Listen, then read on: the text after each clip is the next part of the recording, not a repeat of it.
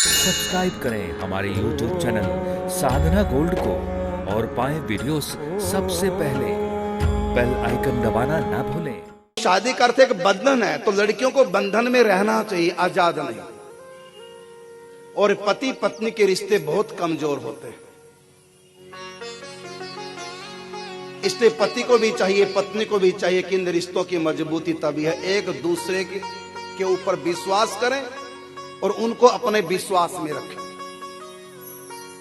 कभी लड़की को अकेले कहीं जाना नहीं चाहिए शादी के बाद, पति साथ जाए या पति की हां करा के जाओ। यदि पति को तुम्हारे ऊपर थोड़ी भी शंका होने लगे तो जिन कारणों से शंका हो रही है वो कारण दोबारा दोहराओ मत।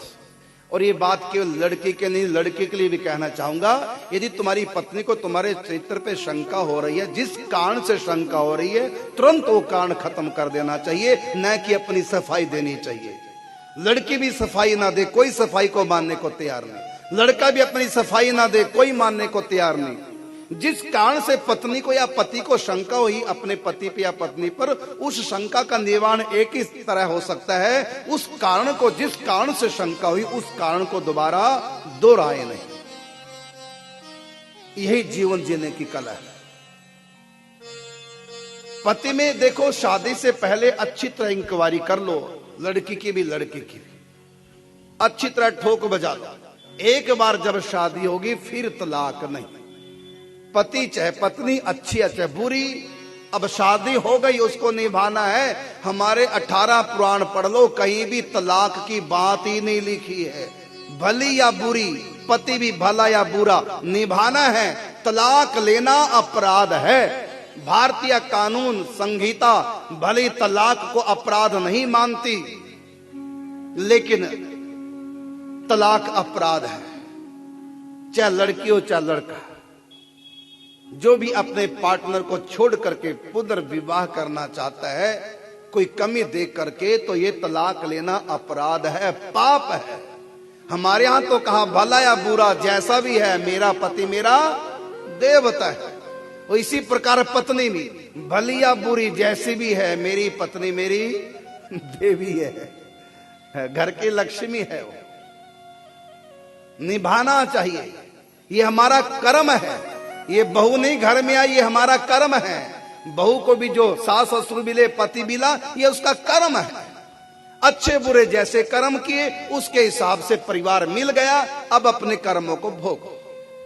और जो समझदार बहू है, सास कितनी भी कट्टर क्यों ना हो, उसको मुलायम बना दे, क्योंकि प्रेम, आज्ञा पालन और सेवा एक ऐसी युक्ति है। ये प्रेम करना, सेवा करना, आज्ञा पालन करना, ध्यान रखना, अपनी परवाह किए बिना दूसरों की परवाह रखनी, ये शुरू में बहू को ये सब गुण अपनाने चाहिए।